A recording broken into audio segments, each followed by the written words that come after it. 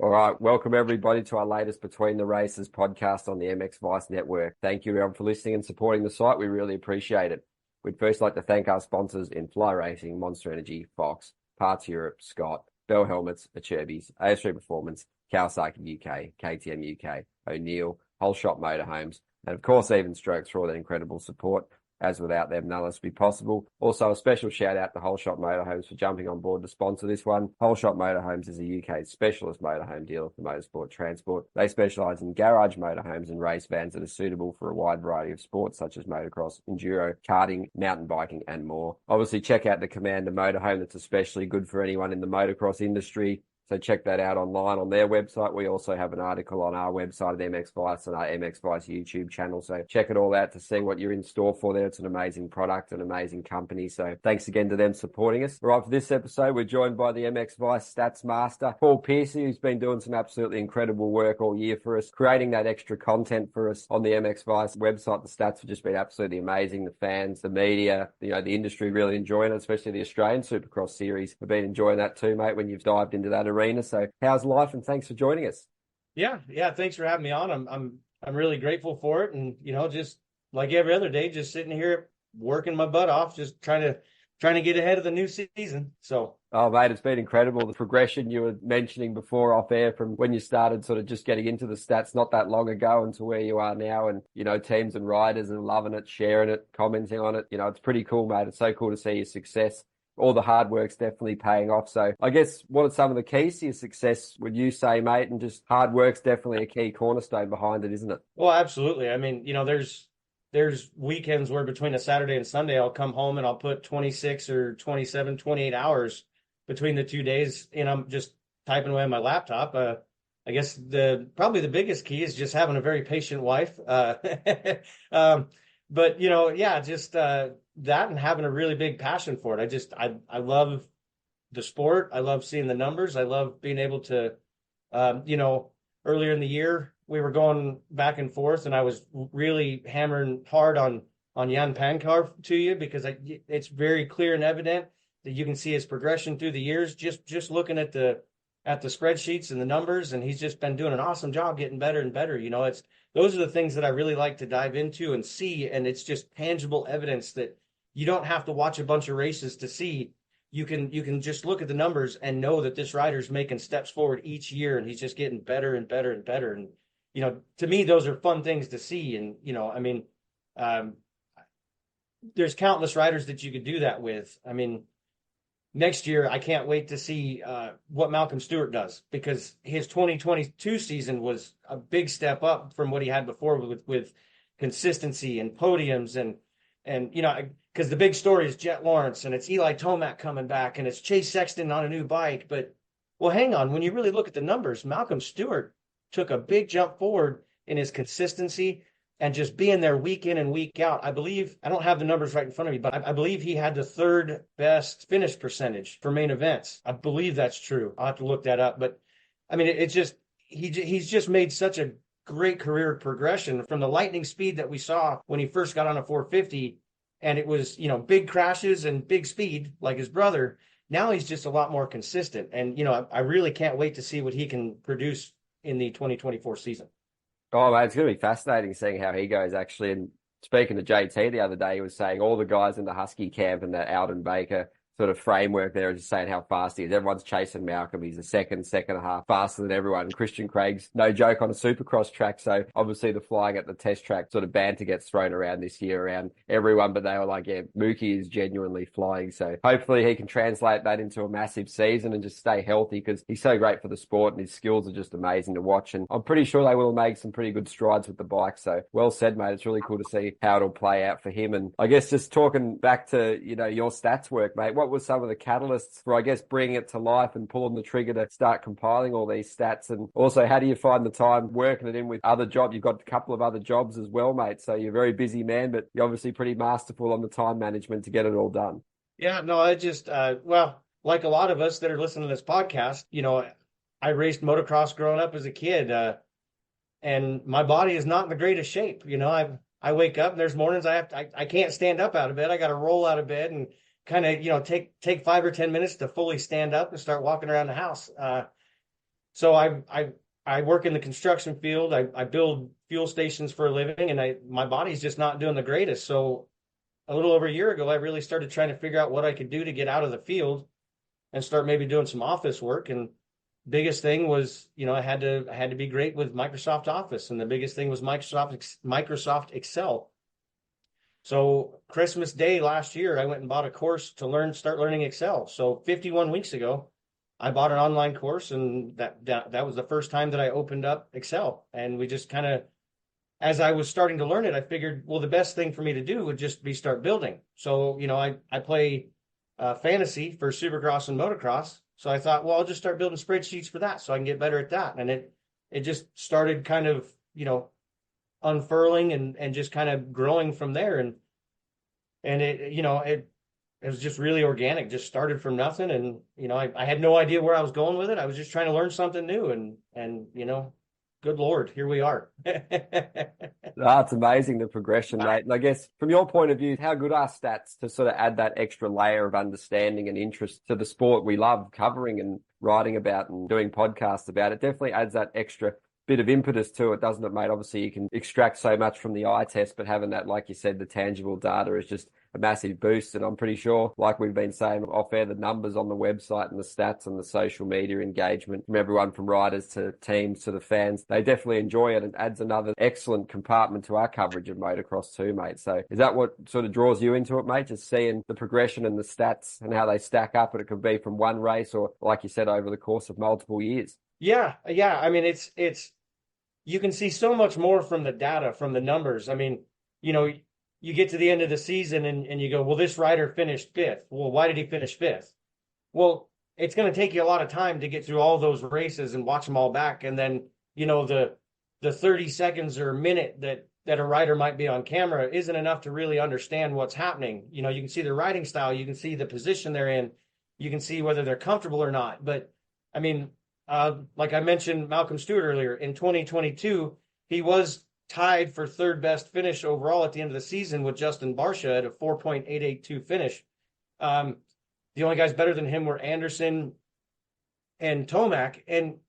But since he missed 2023 with injury, nobody's thinking about it.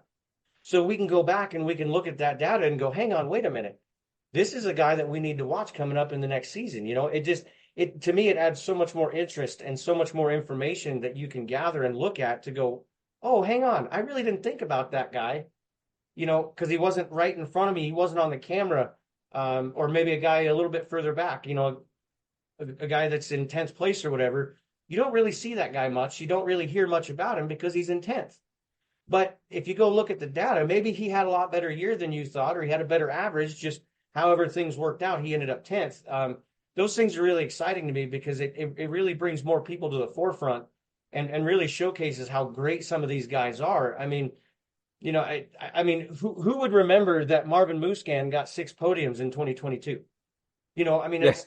The guy's a great rider, but he missed all of 2023 and now he's retired. But you look at the numbers and you go, man, you know what? That's why KTM kept bringing him aboard, because, I mean, he wasn't on the box every weekend.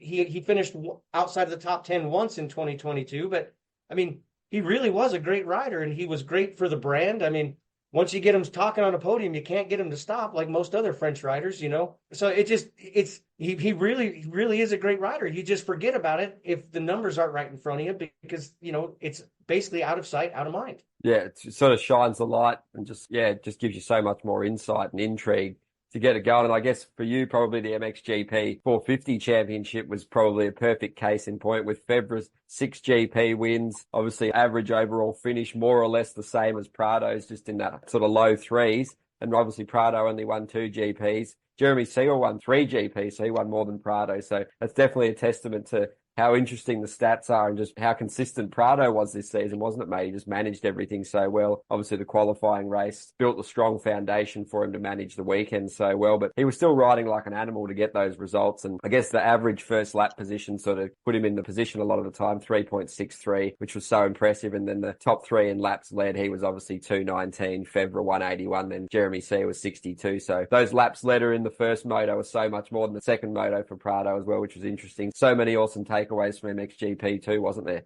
Yeah, I mean, if you just look at what you were talking about, I mean, the second race average finish, I mean, Jorge Prado was third best.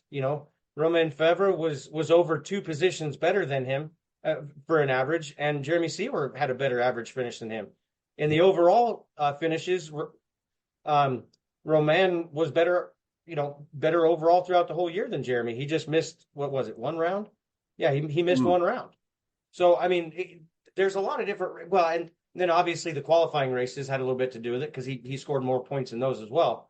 But yeah, no, just having a look at the numbers just really brings out so much more of the series.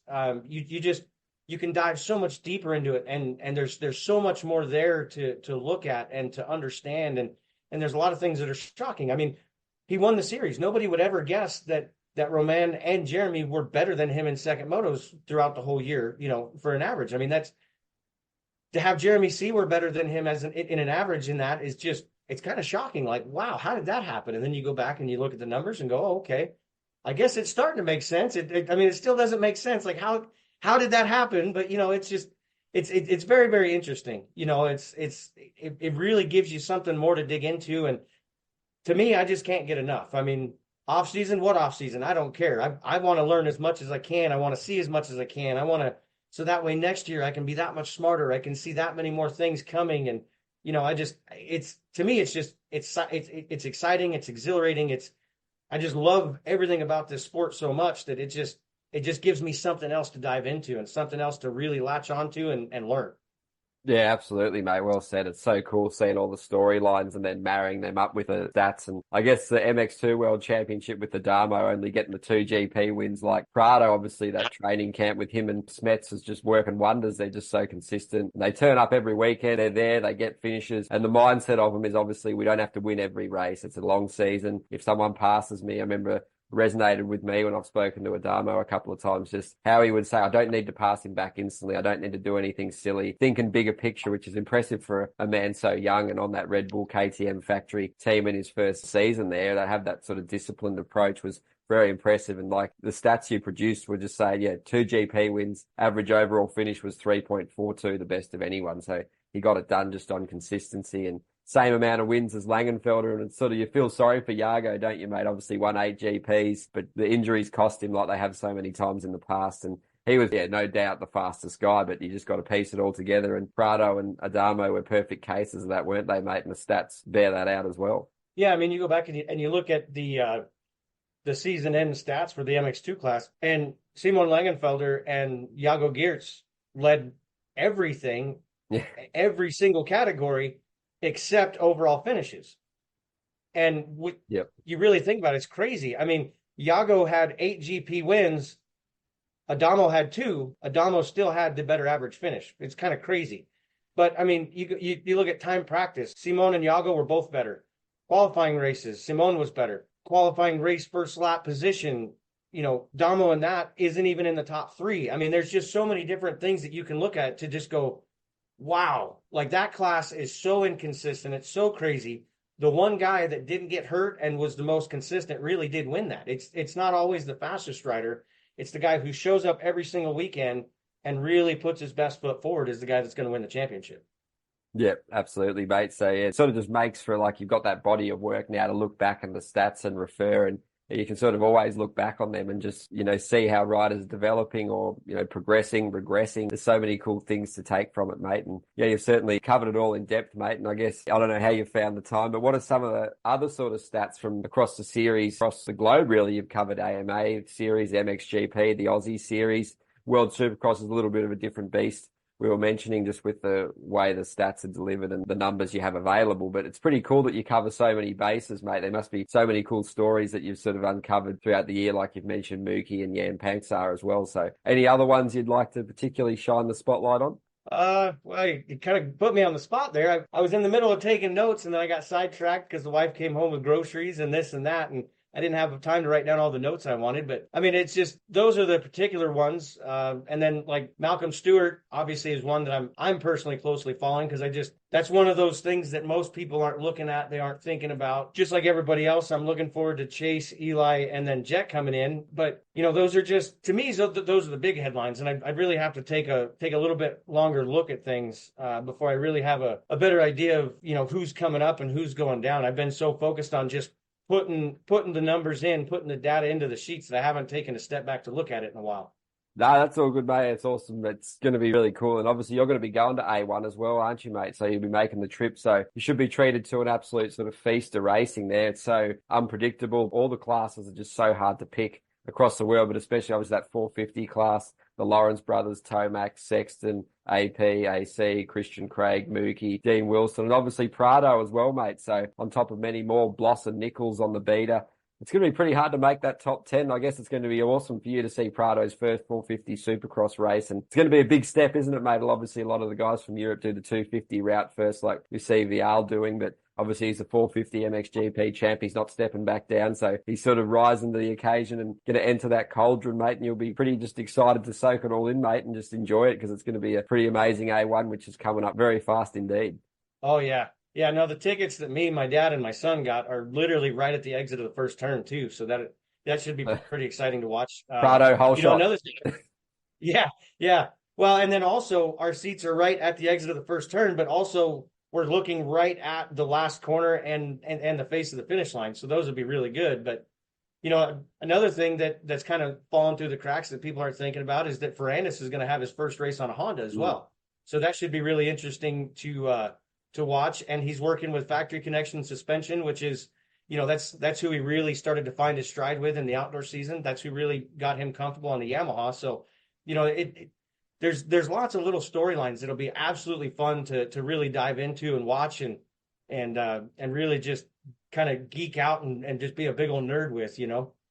Yeah, what are your expectations for Prado? Obviously, you follow MXGP closely like me as well, mate. Obviously, the starts is a key thing for him in that sort of arena, getting out there and getting some fresh air. And obviously, it's interesting, is top 10 too much to ask? I was talking about this with JT the other day. I was saying Dean Wilson's going to be around that marker. He sort of, strived very hard and toiled pretty hard to get top 10s last year. So it just shows how stacked the class is. Obviously, he's just come off winning the Aussie Supercross series. He's cutting a sort of refreshed and revitalized figure. But, with Prado, there's one thing riding and then racing Supercross. Is it too much to ask to get a top 10?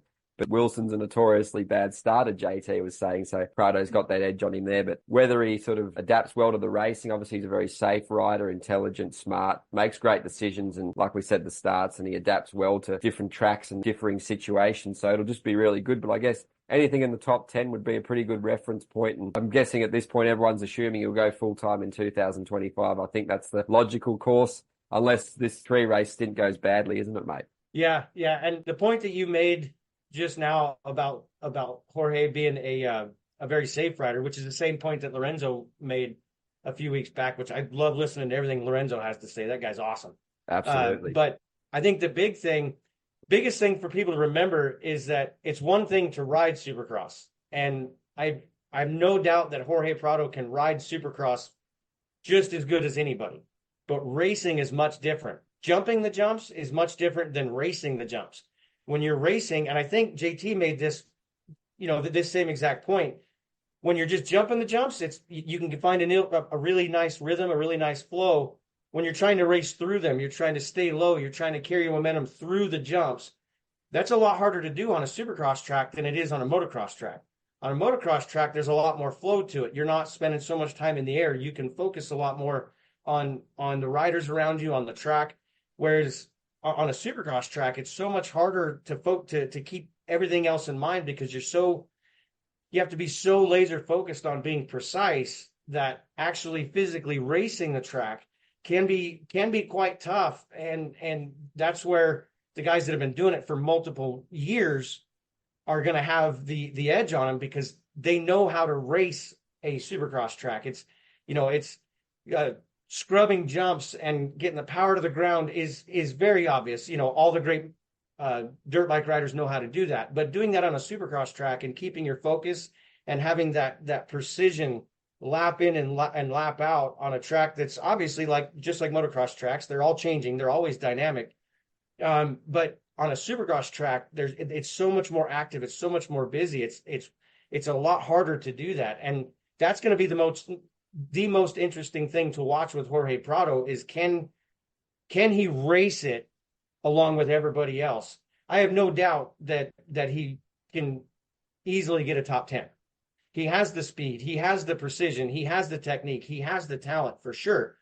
But it's staying focused and being precise for 20 minutes or 20 laps on a supercross track is just so much different than it is on a motocross track. That's going to be the interesting thing to watch. Through A1, I'm definitely going to have my phone out and I'm going to have the live timing app pulled up, and I'm going to be watching to see how much those lap times vary, because Jorge is very, very consistent. He's, very good at those things, but it's a much bigger task in Supercross, and that's just going to be the fun thing to watch.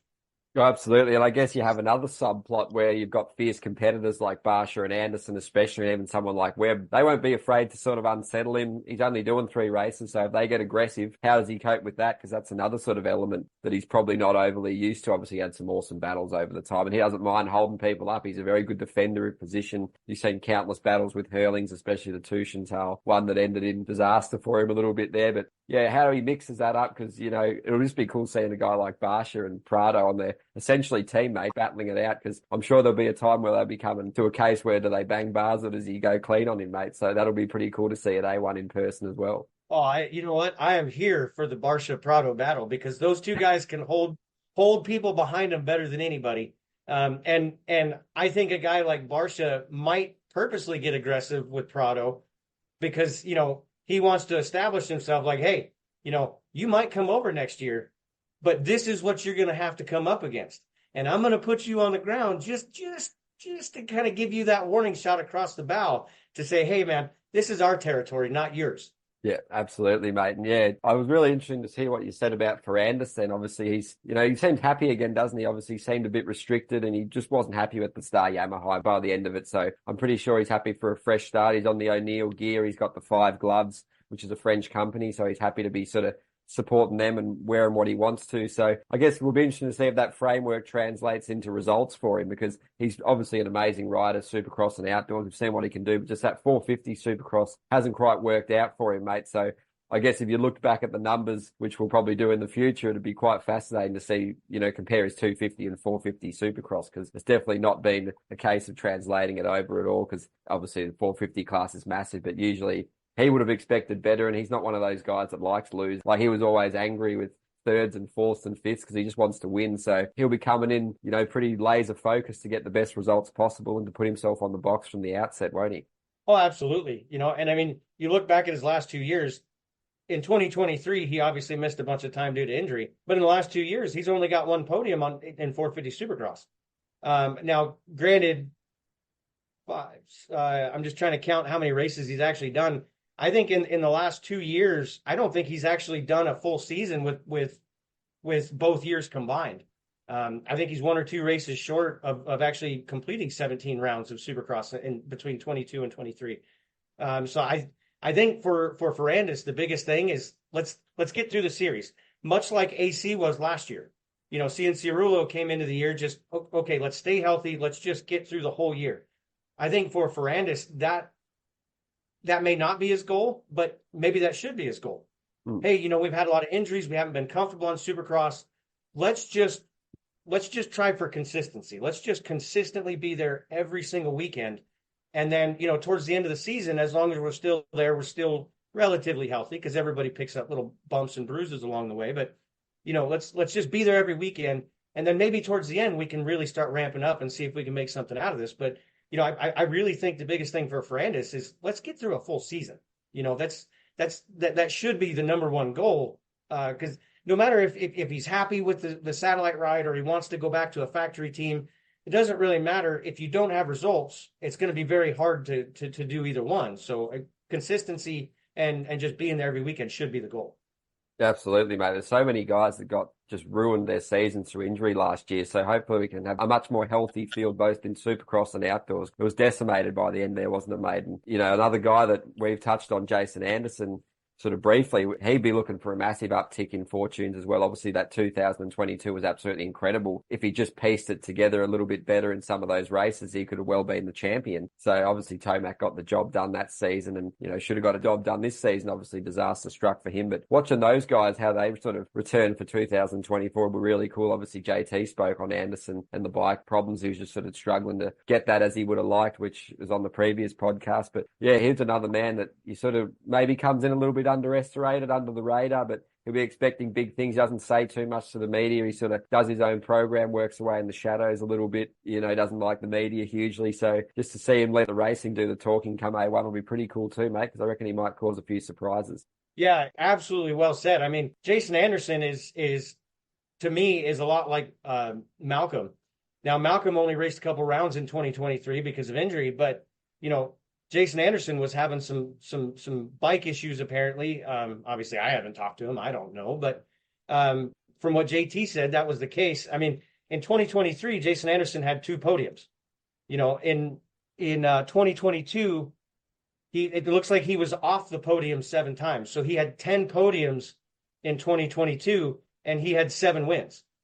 Now you go from a guy having 7 wins and 10 podiums, and then the very next year you only get 2 podiums. There's obviously something going on behind the scenes there that just isn't right.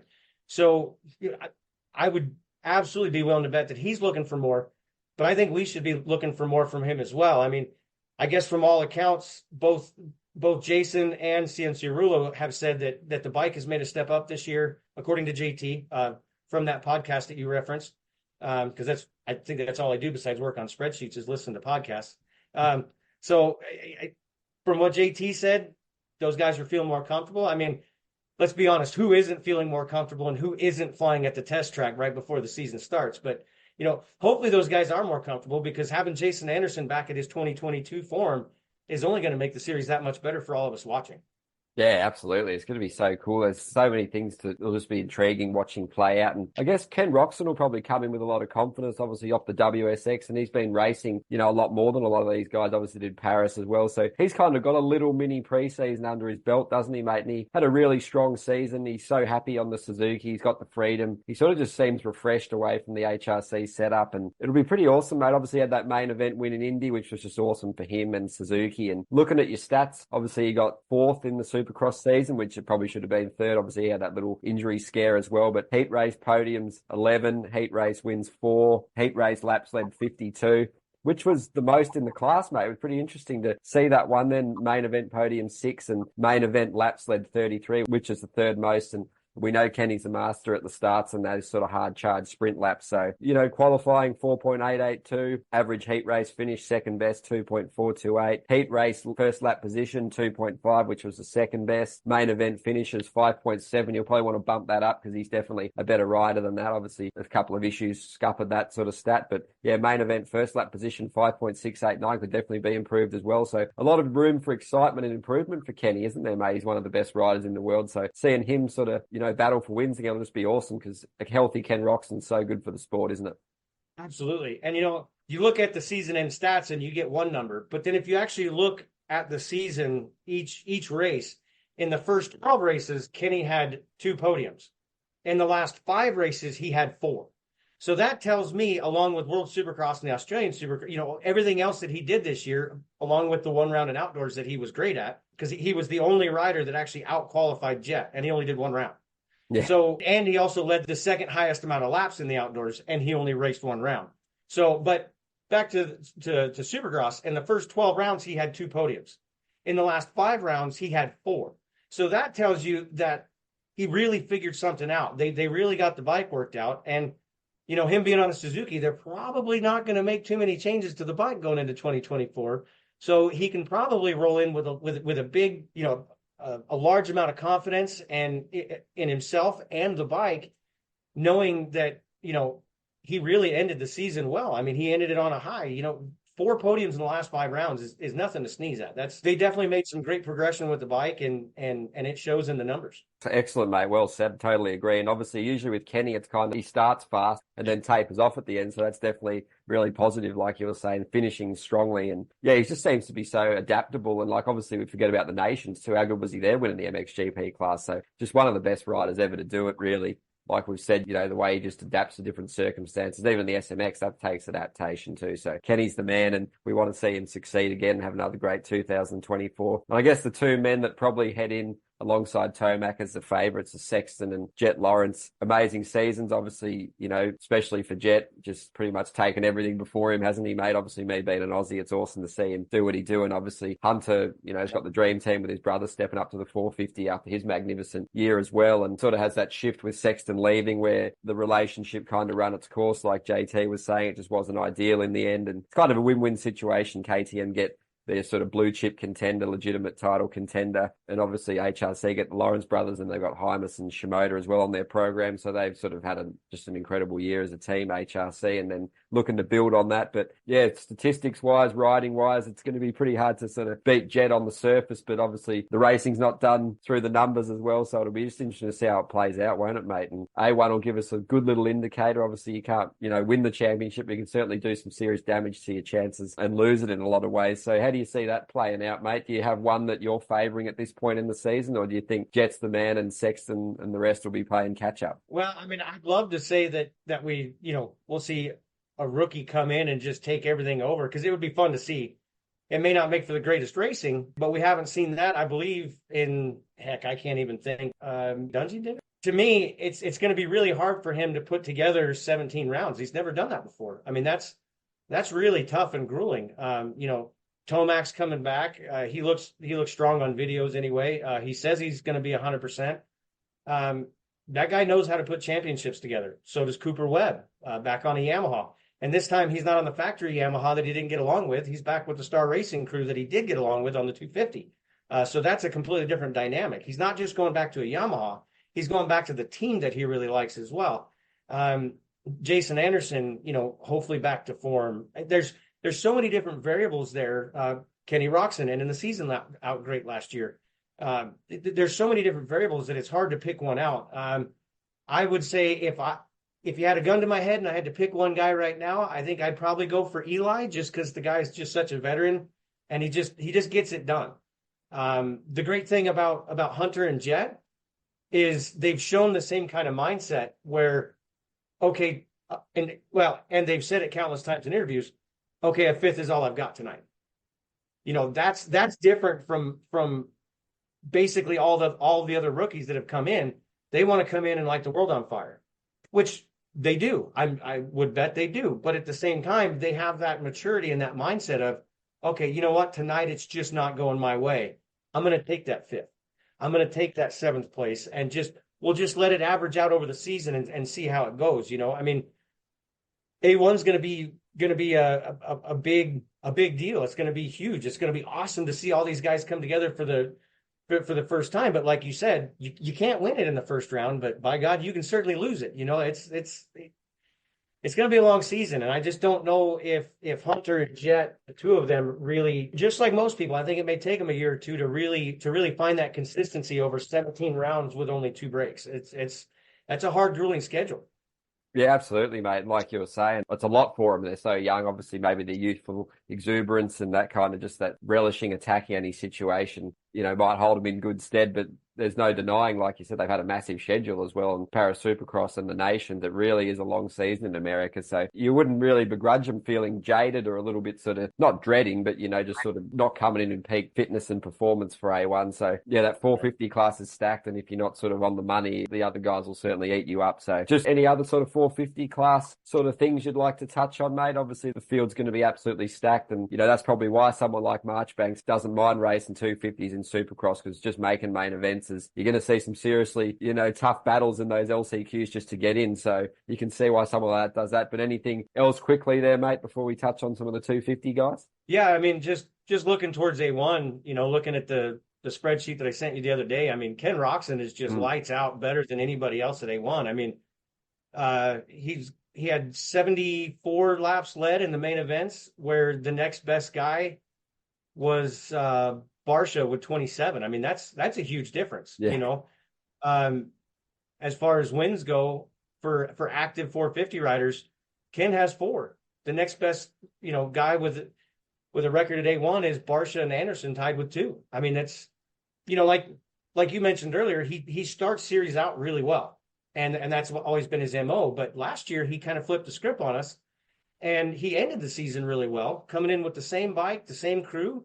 Look out, Ken Roczen just may light the candles at A1.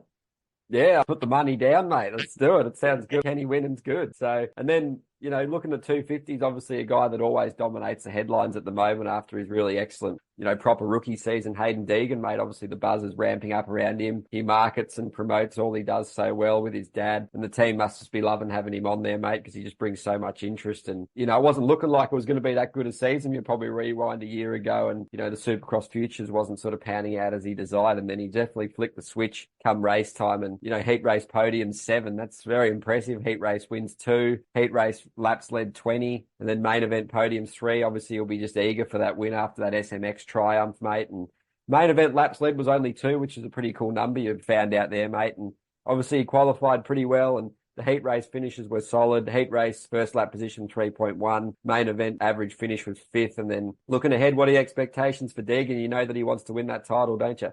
Oh, absolutely. And we don't know who's going to ride which coast, so it's top secret. Nobody can share the information. It's kind of dumb in my opinion that way, but it is what it is. We all got to just kind of live with it and wait till 2 days before to know who we're going to see race. But honestly, I think get the Lawrences out of that class. Who else do you got? You got RJ Hampshire, you got Joe Shimoda, you got Nate Thrasher, Hymas, Jordan Smith. I mean, you got a lot of Hitchin, Faulkner, so many. Yeah. Well, and Faulkner was the only guy to out-qualify Jet last year in Supercross. Other than A1, Jet Lawrence qualified first at every round. It was only Faulkner that beat him. So, there's a lot of experience there, that Hayden has to go up against, and Hayden obviously has the talent. He's obviously got the work ethic. He has a decent mindset. It's just, let's just see, put another season together. That's going to be the big thing for everybody. And I mean, again, he showed maturity. He showed, everything he needs to do to put a season together. Let's just try it the second time out and see if we get a better result. Yeah, and obviously the speed's undeniable with him, but what really stuck out to me when I was writing some articles and doing some, looking at your stats as well, was just how his consistency in his lap times, Degan's, was just so good. He hardly ever dropped. He was always at that level. So, you can't cheat that fitness and the stamina and the staying power he has, which obviously he's building on. He's so young still. So it'll be pretty cool to see him. He'll be even more of a formidable force. And we saw what he did in both arenas. So yeah, watching the Degan show roll on will be pretty awesome. But yeah, the 250 class, you feel like it, especially with the Lawrence brothers out of there in Supercross, it'll feel like could be a different winner each week, couldn't it, mate? Obviously, Enzo Lopes going to the Star team. He did some great rides on the Club MX team last year, really took a step forward. And yeah, a lot of guys that have suffered injuries. You obviously got your McAdoos, Faulkners, and even Volan, seeing what he does on that Kawasaki. Super talented rider, just didn't seem that happy with the KTM. Like Vial had his issues with the KTM as well. He's looking for a step. But yeah, you mentioned some of those star guys, obviously Thrasher and Styles Robertson, Bennick, Romano. There's just so much talent. Ryder D and Brown on the gas. So like those classes are stacked. And even from the European perspective, someone like Ferrez on the Husky obviously showed what he can do at Star Yamaha on that little hit out last year. And yeah, where do you sort of end? The list goes on. And from a UK perspective, seeing Max Anstey get another race win would be pretty awesome too, mate. So I reckon the 250 classes, both sides of the pond, will be pretty interesting, mate, because it should just be so unpredictable and sort of thrill a minute racing, and who knows who wins. You wouldn't want to be a gambling man putting money down, would you? Yeah, no, not at all. I mean, if you take the Lawrences out of it, there was only 6 other wins that went to any other rider in the 250 class last year. And I mean, there was never a podium without a Lawrence brother on it. I mean, we get those 2 guys out of the way, and this series really becomes a lot more exciting for that, for that championship run, because everybody has their issues. Everybody has little, off nights. I mean, RJ Hampshire has the speed, but he's going to have those 1 or 2 races where something's going to go wrong. Pierce Brown, he's so great, he's so fast, but he's got those tip overs that he has. And any rider you want to take from that list, they've all got their little issues here and there at least once per season, which, I mean, that just happens. But, it didn't seem to happen to the Lawrence brothers. So we'll just have to see how everybody else can clean everything up and see who can be the most consistent guy at the end of the year. Yeah, absolutely, mate. Obviously, they're not at the seasoned veteran status, and not everyone's like Jet Lawrence. So to manage situations and remain so calm and composed, things get pretty wild in the heat of the battle for those guys, and you're going to see that inconsistency, which obviously we don't want to see injuries, but we just want to see great racing and just different winners all the time. And those teams, they're just fighting it out every week, and the youngsters want their bonuses, mate, and they're sort of like quite aggressive, and they don't mind putting on the line for the money and just to, build their names in the sport. So it's going to be so good, that 250 class. I think you'll be in for a treat come A1 for sure. And is there any other 250 guys you'd like to discuss? And another thing, being an American yourself, I'd love to get your take on the whole Motocross of Nations drama. Obviously they struggled to field that team, but luckily the KTM group and the Husky guys stepped up and got the team. They valiantly, formed for their country. Obviously wasn't the weekend they wanted as defending champions after that memorable day in Redbud last year. But just your take on that, mate. It was awesome there was a team there, because you need America there, especially defending it. But hopefully that was just a one-off with all the team changes and so much going on in the background. And it'd be pretty awesome to see him come out with a,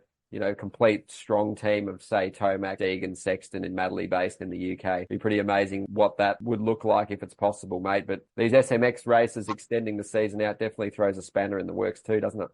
Well, yeah, and I'm extremely grateful to those guys that stepped up. I mean, Christian Craig didn't race that motorcycle in the outdoors at all. He had only ever had experience racing Supercross. So for him to step up and carry that torch was awesome. One thing that I haven't heard very many people talk about, I've heard people say, "Oh, you have to go. It's your it's your duty to your country. It's this, it's that." Well, hang on.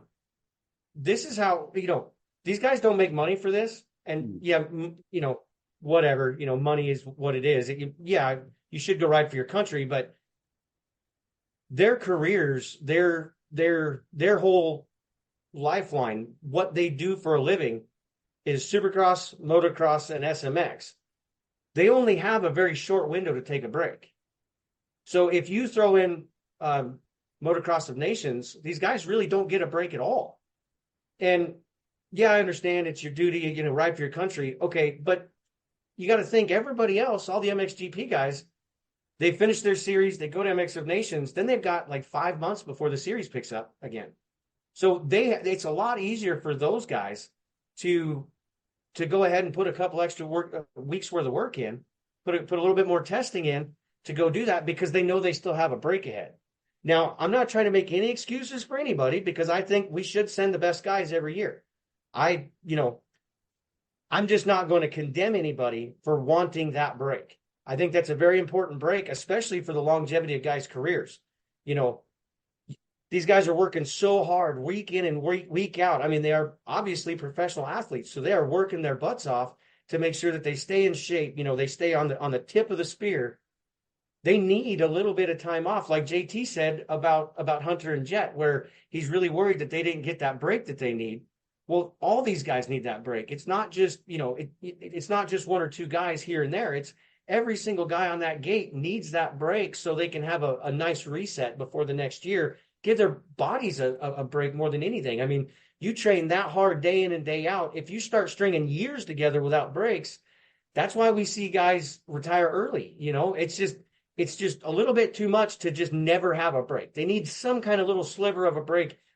And I think that's what a lot of people are forgetting about, is that, these guys go right back into their next season in January. So that means, at the latest, the beginning of November, they're back on their road bikes. They're back in the gym, which they probably never left. They're probably still doing, slower rides or easier rides, shorter rides, even when they're taking a break. But beginning of November at the latest, these guys are back in boot camp, really, really, hammering it hard. So if they're not getting done until the second or third week of October, that doesn't leave much time for a break. That doesn't leave much time for these guys to really rest and recuperate. There was a few years where we moved the Motocross of Nations into the season, the MXGP season, that is. Maybe we could see something like that, where in between Motocross and SMX, maybe we could put it there. Just something a little bit different to make it easier on these guys. I can't speak for the MXGP guys because I know it sucks to have that extra risk in the middle of a series. Nobody wants to have that extra risk, those extra starts that could take them out of a championship. But, I think that reason right there where our guys just don't get a break or a much more abbreviated break because of going to the Motocross of Nations. I think that's the reason why you see a lot of guys turn it down because, yeah, a little bit, maybe the money, there's no money to make, they have to pay money out of their own pockets. I don't think that really means a ton. I think it's more, these guys just know that their bodies and their minds need a break and they just need to step away, much like JT was talking about with the Lawrence brothers. Yeah, it's a grueling and such a demanding schedule, obviously on top of, like you were saying, the training loads that they have to do. The travel is just so grueling, isn't it? It's just sort of always new places, always new stadiums, always elevating the risk of something happening with in terms of sickness, and obviously their immune systems would be running, right on the limit a lot of the time. And obviously they don't have a lot of body fat and there's so many factors that can go into it. And, they're just machines and you can't sort of expect them to keep doing it like year after year. And they're like perfectly said, like you see guys retire early and guys sort of change tack with their careers and do a Supercross only program. And that definitely bears fruit and is a legitimate sort of career path. You're seeing guys like Brayton, Wilson's on that framework. Even Roczen's sort of starting to become that way too. So just a couple of thoughts. Got a couple more questions here, mate. Just on WSX, Aussie SX. It's great for the fans to obviously have that racing when the main heavy hitting series of MXGP and the American stuff isn't on. So it's cool for the riders, cool for the teams, just to have, those opportunities to make some money doing what they love and also to spread the, message in those countries as well and grow the sport of Supercross across the world and in places like Australia. So your take on those two series too, mate? Yeah, no, I think that's really awesome to give riders just a different choice to make money, a little different choice, like Dean Wilson or Justin Brayton, where they're getting a little bit older. Motocross and Anstey really too, obviously. Yeah, and Anstey, where the guys are just getting a little bit older. Not doing outdoors, prolongs their career, gives them another avenue to go make money, make a living, and really stay in the sport. Justin Brayton wasn't out winning Supercrosses in the last couple of years. In fact, in 450s, he only won Daytona once that one year. But his draw and his attraction was his personality, was the way he carried himself, just his professionalism, and to be able to share that with other audiences and really uplift other series is awesome because the more series we have, the more rides we have, the more money can be made and the more riders that can make the money. And then the other thing that I love about this is you take guys like Justin Brayton, Dean Wilson, Max Anstey, even Josh Hill was over in Australia, Robbie Wageman. Yep. It gives these guys from, say, Australia, it gives them something to kind of gauge themselves against. Like, do I really have a shot at getting over to America? It gives them a spotlight to say, hey, guys, look at me. I battled with him. I put up a good fight with this guy, and he's already making money. It really does give, like I said, it's not just giving riders more ways to make money and more rides to go get. It's also just, I think, raising the bar for everybody else because it's giving these other riders something to shoot for, something to aim at. The Australian guys, maybe can't get over to America, but they can see that pace now. So they get to ride with Max. They get to ride with Dino. They get to ride with Brayton, and they can see that pace. So it gives those guys something to shoot for. It gives them, okay, now I see it. That's the speed that those guys are going.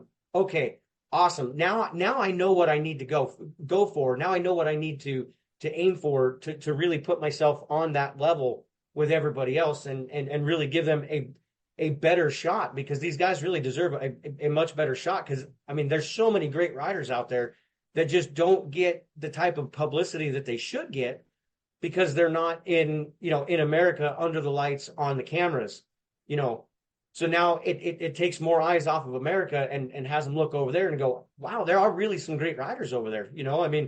There's so much talent outside of America in Supercross that they just need to have eyes on them, Definitely raises the level and it's just great exposure for obviously the sports in those countries and the riders too. And, Yeah, the Aussie guys, you said there's an argument that we shouldn't have, international guys over, but a lot of the riders I've spoken to, they're like, yeah, bring them over. We need to see where the level is and where we need to be and where we need to make improvements. And, you look at some of the guys and they just want to watch Max Anstey and Dean Wilson through those whoops and Brayton and Hill, because that's just where they make up so much time, and just any of the finer details, the finer margins here and there all sort of combines to make a massive difference to the whole lap and the whole package and then your main event results. And obviously it's going to be awesome seeing Tanti over there full time doing 450 Supercross this year. So that just sort of speaks to what you were saying there as well, mate. So there's just so much good racing to enjoy over the globe, and so many cool stats that you compile and produce for us that, the fans can sort of enjoy as well. And we can all just, get that further insight into the sport and what are the key difference makers and where riders are sort of finishing up, mate. So it's been awesome to get you on and have a chat, mate. And a couple more, just sort of any advice to anyone that wants to get into stats, and just sort of where would you start? What are the, any sort of words of advice? Because obviously it's all based on hard work and love of the sport, but there's probably a few technical details that people would want to consider as well. Well, I mean, there's only one way to start, and that's just to, pick up Excel and just start working. I mean, play around with different formats. I mean, the way I got into it is, I was trying to find a better job with less manual labor, and I knew Microsoft Excel was a program that I had to learn. So I went out and I bought an online course to learn it and just started playing around with it, started building things. And, there's nothing. The only thing wrong that you can do is input incorrect data. That's the only thing wrong that you can do. You can have a million different formats. You can have, a million different riders, a million different series. The only thing that you can do incorrectly is put the wrong information into that spreadsheet. And so it's just get started, and just know that it doesn't happen very quickly. It takes a lot of time. It's a completely different type of hard work.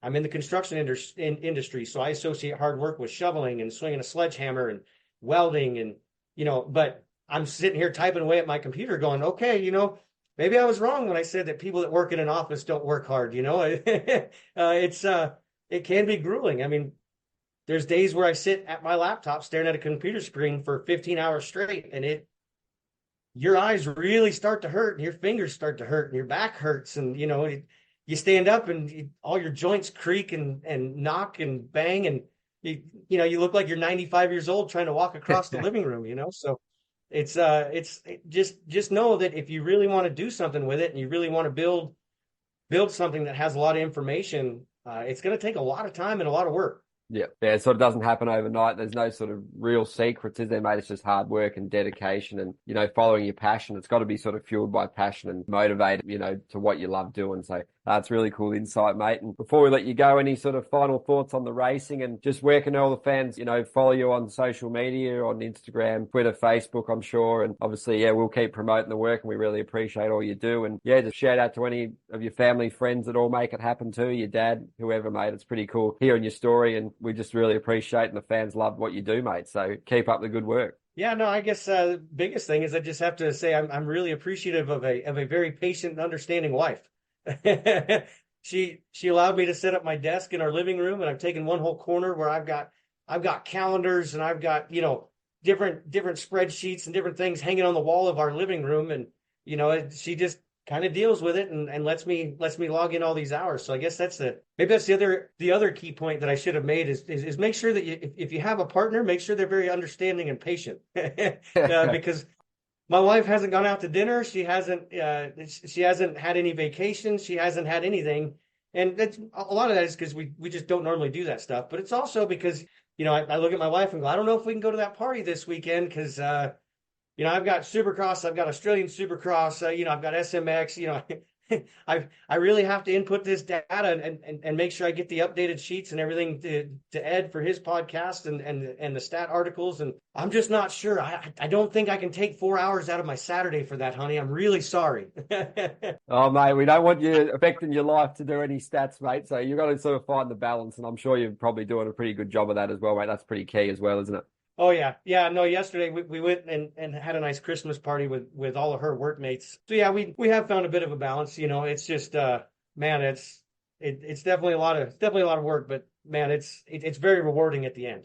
Oh, absolutely, mate. Yeah, we're certainly grateful for all you do, mate. And yeah, it's such a busy schedule. We've been trying to line up this podcast for a few months. So it's awesome we finally got it done, mate. So thanks again for taking the time to chat to us. And before we let you go, we'll just thank the sponsors for this one in Fly Racing, Monster Energy, Fox, Parts Europe, Scott, Bell Helmets, Acherbys, ASC Performance, Kawasaki UK, KTM UK, O'Neill, Whole Shot Motorhomes, and of course, Even Strokes for all the incredible support, as without them, none of this would be possible. All right, thanks again, Paul. All the best. Have an excellent Christmas with the family, mate, and enjoy A1. It's sure to be a belting weekend of action, and we look forward to speaking soon in the future when we can get you on. Absolutely. Anytime. Thank you very much for all you've done for me and having me on the podcast. Anytime I can make it happen, I'll be glad to. Pleasure, mate. All the best, and look forward to speaking again.